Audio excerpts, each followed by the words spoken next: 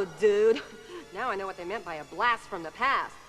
I think it's about time we got back to the future with a band from my hometown, L.A., Metallica. These boys were part of a new wave of heavy metal in the early 80s, rebelling against the older bands they thought were going soft. And believe me, I could name names. Putting the heavy and the metal back into heavy metal has made Metallica stars everywhere from Yugoslavia to Japan. Here they are in a kick-ass show at London's Hammersmith Odeon.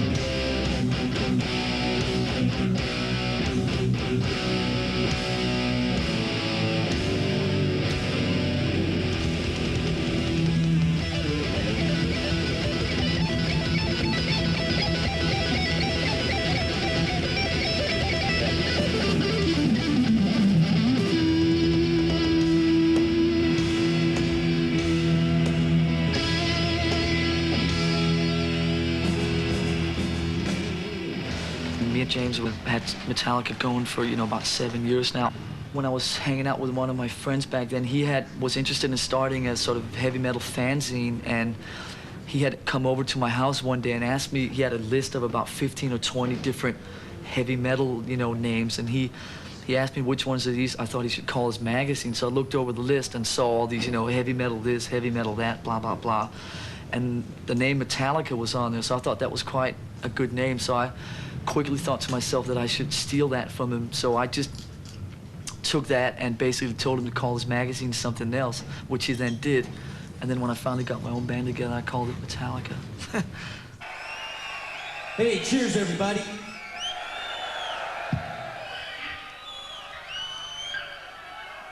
Hey, man, you guys are fucking quiet out there. I can't hear you, man.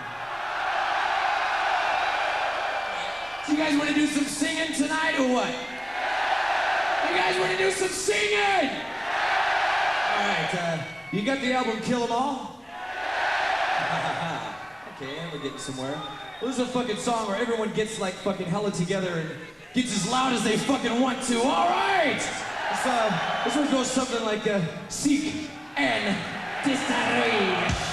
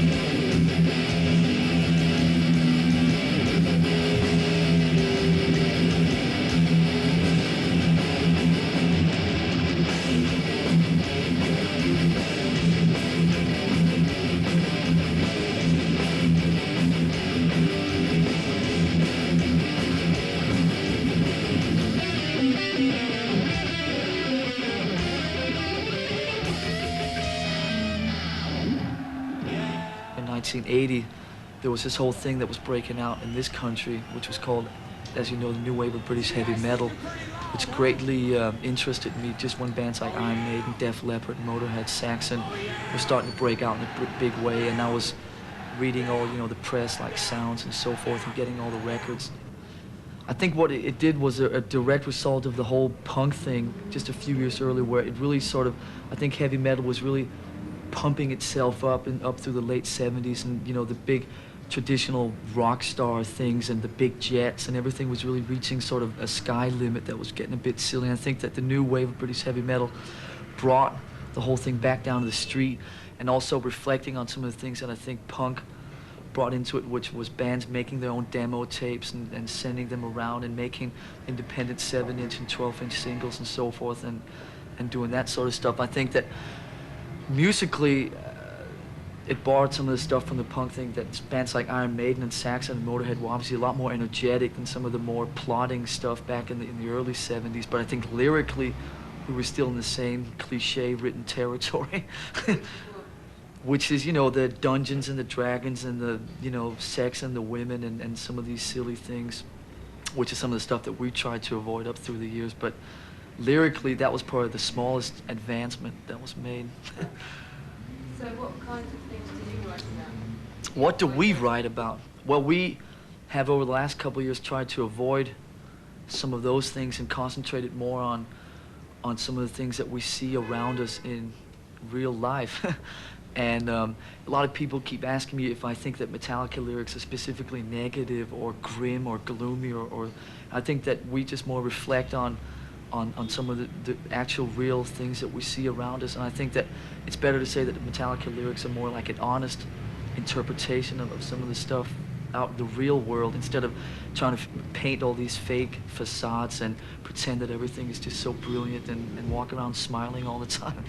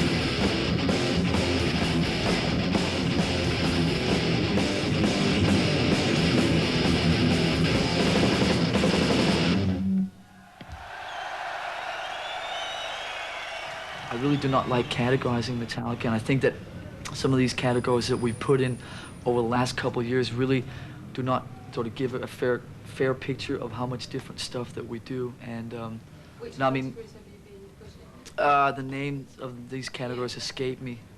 You'll not get me to say them. We've been put in some of these extreme left categories. One of them starts with a T, and so forth. And it just, huh? I can't hear what you're saying. Thrash.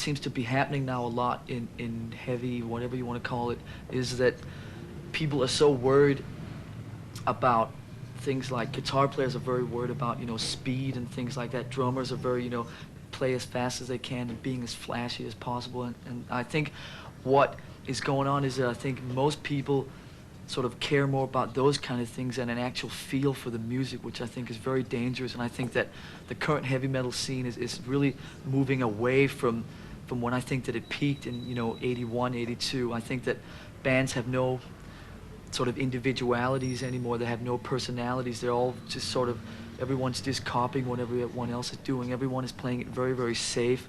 No one is sort of just taking chances and sort of trying to do things a bit different. But like, I'm really worried about that. People are really losing like a feel for the music, which is something I think through the 60s and the 70s and up to a few years ago, people, you know, the whole thing was very much centered around people's feel for, you know, different instruments and feels for songwriting and so forth.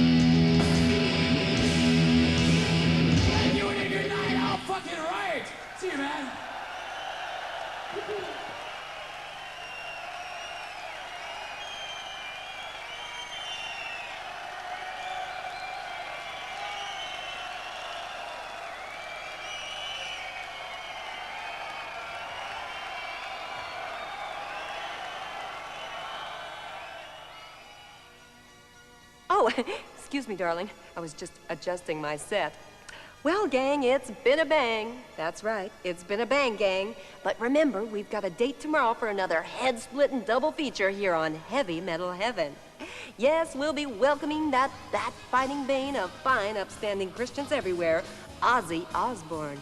Then crank up your head bones as we take a slash into thrash with Napalm Death and Slayer.